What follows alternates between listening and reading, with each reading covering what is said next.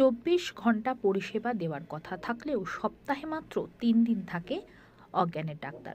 জরুরি পরিস্থিতিতে গর্ভবতী মা হাসপাতালে এলে স্থানান্তরিত করে দেওয়া হয় অন্য হাসপাতালে। তার মাঝে যদি প্রাণহানি ঘটে তার দায়ভার কার?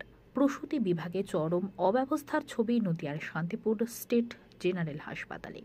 দীর্ঘদিন ধরে অজ্ঞানের ডাক্তার না থাকায় চরম সমস্যায় পড়ছে গর্ভবতী মায়েরা।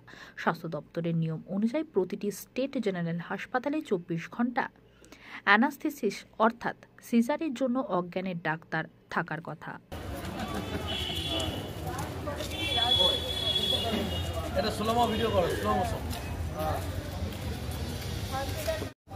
আমরা মাঝে মধ্যে তো একা করতে হয়, সমস্যা হয়ে যায়। আমাদের জিটিএ মতো 3 জন, তো জিটিএ মতো 3 জন থাকার জন্য জেনারেল ডিউটিটা উনি স্পেশালি পেডিয়াট্রিশিয়ান, কিন্তু ওনাকে জেনারেল ডিউটি না পেডিয়াট্রিশিয়ান সর্বোচ্চ নিয়ম করার উপায় জেনারেল ডিউটি। হ্যাঁ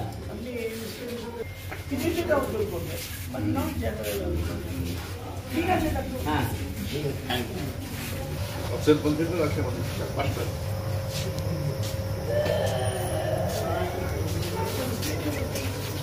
কোভিডের সময় দেওয়া হবে।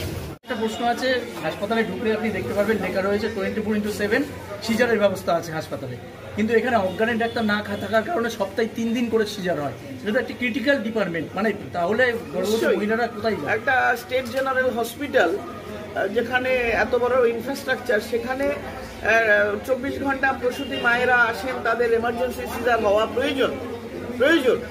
তা নইলে মায়েরা কোথায় যাবে? সরকারি ব্যবস্থাপনায় থাকা উচিত। যদি কোনো কারণে 24 ঘন্টা সিজার না হয়, সেটা যাতে হয় সেই জন্য নিশ্চয়ই আমি সুপারিশ করে যাব। Thank you. 24x7 সিজারের ব্যবস্থা করা হয় লেখা রয়েছে।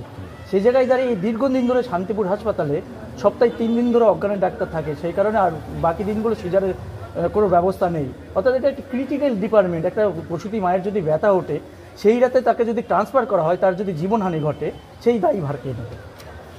For your good information, I am telling Nadia district in West Bengal is the highest cesarean section district, and we are not encouraging cesarean section at all at Nadia district. We are worrying about the normal delivery system. We are trying to give the normal delivery with a trial level. That is important.